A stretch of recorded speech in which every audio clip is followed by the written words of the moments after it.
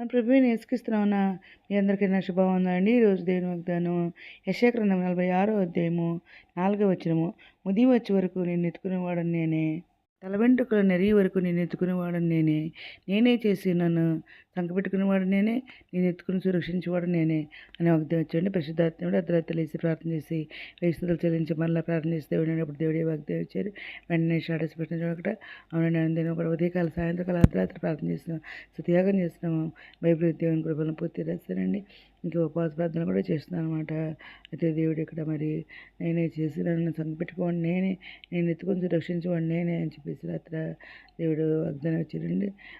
దానికి రిలేటెడ్ వాక్యాలు ఏంటంటే కీర్తన గ్రంథం 48వ అధ్యాయము 14వ వచనంలో, ఈ దేవుడు సదాకాలం మనకు దేవుడై ఉన్నాడు, మరణం వరకు ఆయన మనలను నడిపించును అని చెప్పేసి దేవుడు ఇక్కడ మాట్లాడుతున్నారు. ఇంకా కీర్తన గ్రంథము 71వ అధ్యాయము 18వ వచనంలో, దేవా వచ్చు తరమునకు నీ బాహుబలమును గుర్చి పుట్టబో వారందరికీ నీ శౌర్యం గుర్చి నేను తెలియజెప్పినట్లు తలనెరిసి వృద్ధులనై ఉండు వరకు నన్ను విడువకమని చెప్పేసి ఇక్కడ కీర్తన మాట్లాడుతున్నారు. అలాగే మనం కూడా ప్రార్థన చేసుకోవాలన్నమాట.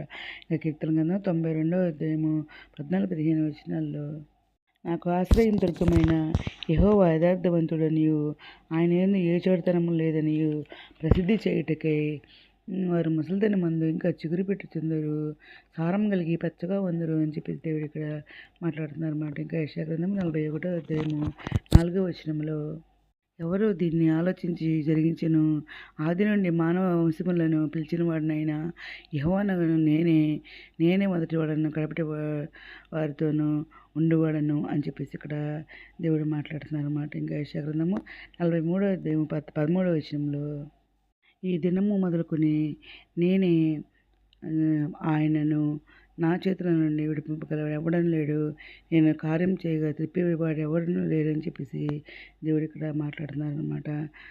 ఇవన్నీ కూడా మరి దీనికి రిలేటెడ్ వాక్యాలు అనమాట అండి. ఇంకా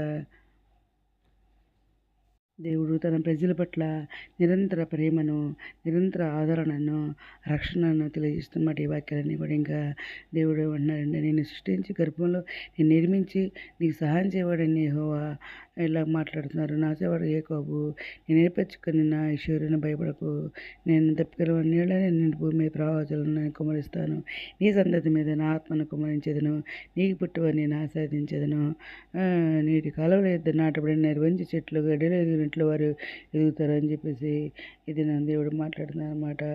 ఇంకెందుకంత భయం, దేవుడు ఎంత మంచి గొప్ప వాగ్దానం ఇచ్చినందుకు. ఉదయం వచ్చి ఎత్తుకుంటాను, తల వెంట్రుకలు ఎత్తుకుంటాను, నేనే చేశాను, సంకపెట్టుకున్నాను నేనే, ఎత్తుకుని రక్షించేవాడు నేనే అనే వాగ్దానం వచ్చిన దేవునికి కృతజ్ఞతలు చెల్లించుకుంటూ ఈరోజు మనం మన జీవితంలో నెరవేరాలని కోరుకుంటూ ఈ వాగ్దానం ఈరోజు మనం ప్రార్థన చేసుకుందాం. మోహనగర సరసకుమందర ఘనమైన మనకి తీసుకోతుందండి. మమ్మల్ని నిశ్చయంగా ఆస్వాదించుందండి, మా సరిహద్దులు విశాలపరచుందండి, నీ చేయి మాకు తోడుగా ఉంచుందండి, మా కీడు రాకుండా దాని నుండి మమ్మల్ని తప్పించుందండి. మిత్రురానే మీరు ఇచ్చాడు మీద సిద్ధపడకు చెప్పమని ఎత్తపడుగులోనే బాగా నేర్చేమని మా ప్రభు నేర్చుకొస్తే పరిశుద్ధమైన నామన అడిగి పెట్టుకొని ప్రార్థిస్తాం తండ్రి. మేము మీ ప్రార్థనలో మా కుటుంబం నుంచి కూడా పేచి మేము మనం చేసుకున్నాండి. ప్రభు సేవలో మీ సహోదరి గాడ్ బ్లెస్ యు.